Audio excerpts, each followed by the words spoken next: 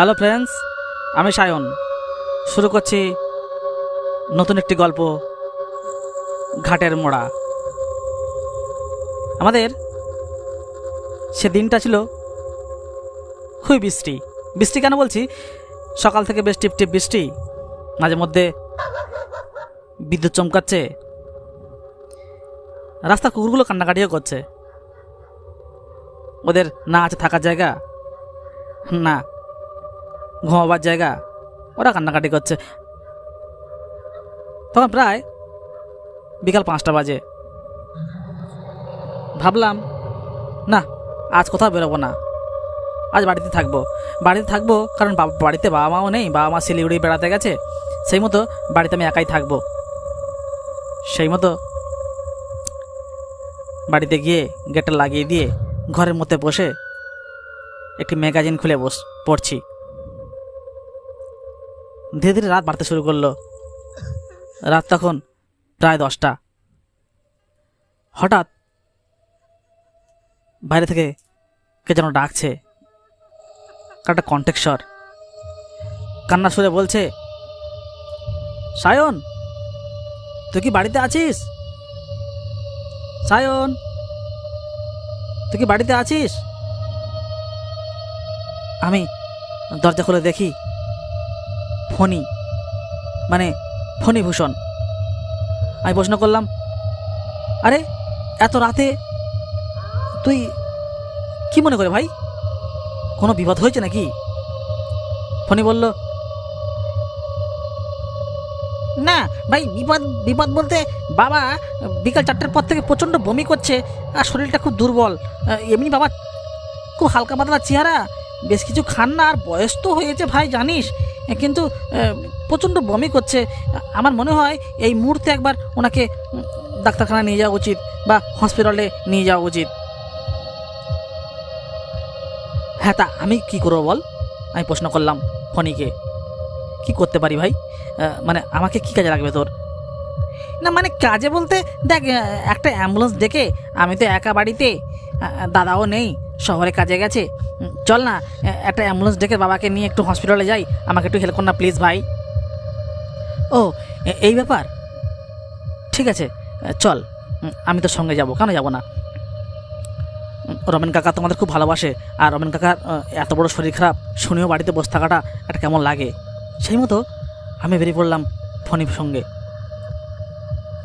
গিয়ে দেখলাম একই চেহারা, একদম রমেন কাকু খাটের সঙ্গে সেঁটে আছে, হাড়গুলো যেন জরাজীর্ণ অবস্থা, শরীরটাও কঙ্কাল মতো হয়ে গেছে, এত চেহারা ভেঙে গেছে কাকুর। আমি প্রশ্ন করলাম, কিরে ভাই, রমেন কাকুর চেহারাটা এত ভেঙে গেছে, এই চেহারা, আর তুই বমি করছে বলছিস, ডাক্তারখানাও নিয়ে যাসনি কেন? আমাকে ছাড়া অন্য কাউকে তো নিয়ে যেতে পারতিস। আমাকে ফণী বলল, না ভাই, অন্য কাকে বলতে কি পাবো বল, সকাল থেকে প্রচণ্ড বৃষ্টি, কাউকে দেখতেও পাইনি, আর পাশের পাড়ার লোকও এদিকে আসেনি, আর আমাদের পাড়ার লোক তো জানিস কেউ বেরোতেও চায় না ঘর থেকে, সেই মতো ভাবলাম তোকেই নিয়ে বেরিয়ে পড়ি। আমি বললাম, ঠিক আছে, তোকে ওই নিয়ে অত চিন্তা করতে হবে না, যা একটা অ্যাম্বুলেন্স ডেকে নিয়ে আয়। ফণী বলল, আমি অ্যাম্বুলেন্সে ফোন করে দিয়ে তোকে ডাকতে গেছিলাম, ওই দেখ অ্যাম্বুলেন্স মনে হয় আসছে। আমি দেখলাম দূর থেকে দুটো গাড়ির লাইট জ্বলছে এবং অ্যাম্বুলেন্সের হুইসেল বাজিয়ে গাড়ি দুটো এদিকে এগিয়ে আসছে। আমরা ফণীবাবুকে নিয়ে বেরিয়ে পড়লাম হসপিটালের উদ্দেশ্যে। হসপিটাল এখান থেকে প্রায় 6 ক্রোশ দূরে। যখন পৌঁছলাম তখন রাত প্রায় 12টা 30। আমি বললাম, শোন ফণী, রিসেপশনে গিয়ে খবর নে কোনো ডাক্তার আছে কিনা। ফণী বলল, হ্যাঁ ভাই, আমি এখনই যাচ্ছি, এখনই গিয়ে দেখছি কোনো ডাক্তার আছে কিনা। কিছুক্ষণ পরে ফণী ফিরে এলো, এসে খবর দিল, হ্যাঁ ভাই, ডাক্তার আছে, রিসেপশনে কথা বলেছি, ওরা এখনই ভর্তি নিয়ে নেবে। আমরা রমেন বাবুকে ভর্তি করলাম হসপিটালে। ডাক্তারবাবু বেরিয়ে এসে বললেন, কে আছে? রমেন বাবুর বাড়ির লোক কে আছে? ফণি বলে উঠল, এই তো আমি আছি, আমি ওনার ছেলে ফণিভূষণ। ঠিক আছে, আপনি বসুন। তবে হ্যাঁ, ওনার শরীরের যে কন্ডিশন তাতে ওনাকে ভর্তি রাখতেই হবে। আর 72 ঘন্টা না বেরোলে আমরা কিছু বলতে পারবো না। আমি বললাম, ফণি 72 ঘন্টা না বেরোলে ওরা তো কিছু বলতে পারবে না বলছে। আর দেখ, আমার বাড়িতে বাবা মাও নেই, বাড়িটা ফাঁকা। যদি কোনো চুরি ডাকাতি হয়ে যায় তাহলে কি হবে বলতো ভাই? ফণি আমাকে বলল, আরে আরে আরে শোন না, তুই যদি একটা কোনো প্রাইভেট গাড়ি পাস বা কিছু একটা যদি ধরতে পারিস, নিয়ে চলে যা না বাড়িতে। আমি রাতে বাবার কাছে থেকেই যাব। ভাই সকালে একটু আসিস, কিন্তু বাবার শরীরটা বড্ড খারাপ, আমার একটু ভয়ও করছে। ঠিক আছে দেখ ফণি, তুই ভয় পাবি না, আমি সকালেই চলে আসব। আর রাস্তায় উঠে কোনো না কোনো গাড়ি, টোটো, অটো, মিনি বাস কিছু যদি একটা পাই, তাতে করে বাড়ি চলে যাব। সেই মতো ফণিকে সব বলে আমি হাইওয়ে রাস্তার উপর উঠলাম। কিন্তু কি দেখছি, টিপ টিপ বৃষ্টি বন্ধই হচ্ছে না, বৃষ্টি পড়তেই আছে। মাথাটা ভিজে গেল, গায়ে শার্টটাও ভিজে যাচ্ছে। আমি পকেট থেকে রুমালটা বের করে মাথাটা মুছতে শুরু করলাম। ভাবলাম কোনো না কোনো গাড়ি এসে যাবে হয়তো, কিন্তু কোনো গাড়ির খবর নেই। হঠাৎ দূর থেকে একটা রিক্সার আওয়াজ। এত রাতে একটা রিক্সা, যাক কিছু তো একটা পাওয়া গেছে, ওটা ধরে এখান থেকে 6 ক্রোশ দূরে চলে যেতে পারবো। আর ভাড়া যা নেবে, কিন্তু আমি তো বাড়িতে পৌঁছে যাব। ভাই রিক্সা, তুমি কি মল্লিক পাড়ায় যাবে?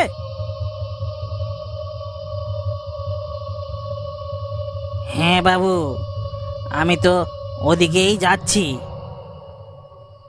রিক্সা থেকে এই আওয়াজটা ভেসে এলো। আমি ভাবলাম, যাক বাবা বাঁচা গেছে, এই রিক্সায় বসে বাড়িতে পৌঁছে যাওয়া যাবে। সেই মতো রিক্সায় বসে পড়লাম। কিন্তু ঘুটঘুটে অন্ধকারের মধ্যে রিক্সাওয়ালার মুখ দেখতে পেলাম না, এবং হাত পাও দেখতে পেলাম না। একটা ছায়া মূর্তি দেখতে পেলাম। দেখে যেটুকু বুঝলাম, মনে হলো একজন লোক রিক্সা নিয়ে এসেছে। আমি সে মতো রিক্সায় বসে পড়লাম। রিক্সাটা চলতে শুরু করলো ঝড়ের গতিতে।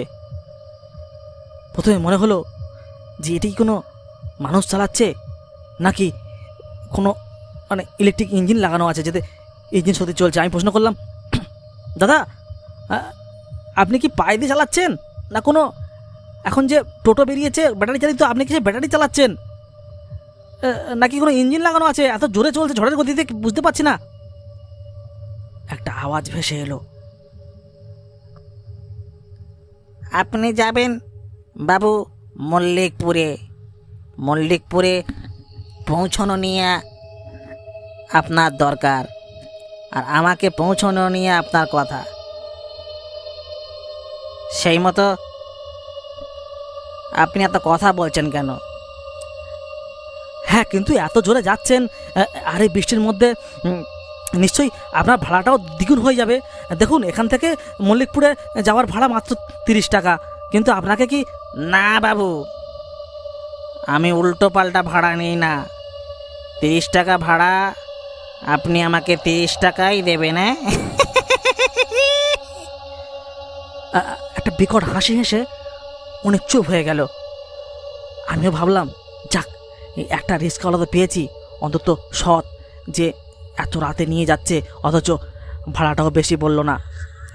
সেই মতো আমিও বেশ আয়েস করে বসলাম। রিক্সা চলতে শুরু করলো। কিন্তু একসময় মনে হলো যে রিক্সার চাকাগুলো আর মাটিতে নেই, অনেক যেন মাটি থেকে উপরে হাওয়ায় চলছে।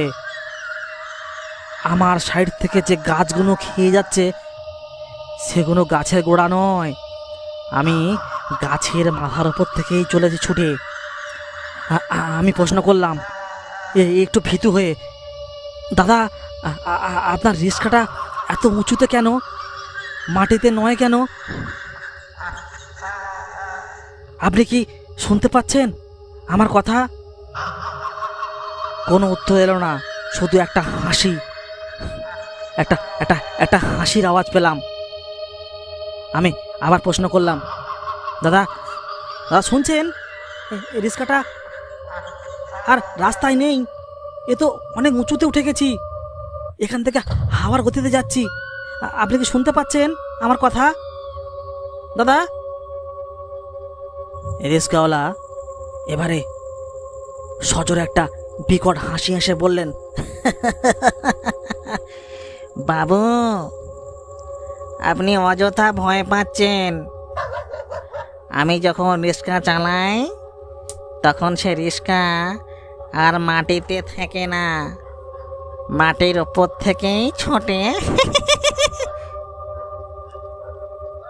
আমার ভীষণ ভয় করতে শুরু করলো। আমি রিক্সাওয়ালার কাঁধে হাত দিলাম, দিয়ে বললাম, থামান থামান আপনার রিক্সা, আমি যাবো না, আমি এখান থেকেই হেঁটে বাড়ি যাব। কিন্তু কাঁধে হাত দিয়ে হাতে কি ঠেকলো এটা? কয়েকখানা বুকের খচানো খচানো হাড়, একটু মাংস নেই, নরম মনে হচ্ছে না, মনে হচ্ছে একটা বাঁশের খাঁচায় হাত দিয়েছি। এমন সময় রিক্সার হেডলাইটটা ঘুরে আমার দিকেই তাকালো। কি ভবৎস হেডলাইট! হেডলাইট না, রিক্সাওয়ালার মাথার খুলিটা আমার দিকে ঘুরেছে। খুলির মধ্যে থেকে দুটো গোলাপি রঙের আলো তীক্ষ্ণ গতিতে বেরিয়ে আসছে আমার দিকে। আমার ভীষণ ভয় করতে শুরু করলো। আমি প্রশ্ন করলাম, দাদা দাদা আপনি কি আমাকে ভয় দেখাচ্ছেন? আপনার গাড়ির লাইটটা আমার দিকে কেন? আর আপনার রিক্সার টা এত উপরে কেন, মাটি ছাড়া? আর আপনি আপনি গায়ে যে কোনো মাংস নেই বা কেন? উনাকে প্রশ্ন করলেন, আমি যে তোমাদের রমেন কাকু। রমেন কাকু মানে? আমার কথা বলতে গিয়েও কাশি পেয়ে যাচ্ছে। আমি প্রশ্ন করলাম, রমেন কাকু মানে কোন রমেন কাকু? যাকে তোমরা হসপিটালে ভর্তি করে দিয়ে এসেছো, আমি সেই রমেন কাকু। আমি আমি কিন্তু ফণিবাবুর বাবা, তোমাদের ফণিবাবু আর কি। তুমি অনেক কষ্ট করে আমাকে এখানে ভর্তি করতে এসেছিলে, তাই তোমার সুবিধার জন্যে আমি তোমাকে বাড়ি পৌঁছে দিচ্ছি। অনেক আগেই আমি মারা গেছি।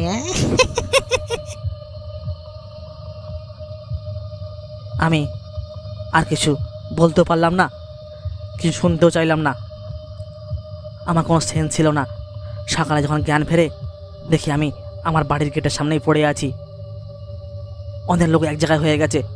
সবাই প্রশ্ন করছে, কি সায়ন তুমি এখানে শুয়ে আছো? ঘরের গেট লাগানো, চাবি মারা, তুমি কেন এখানে শুয়ে আছো?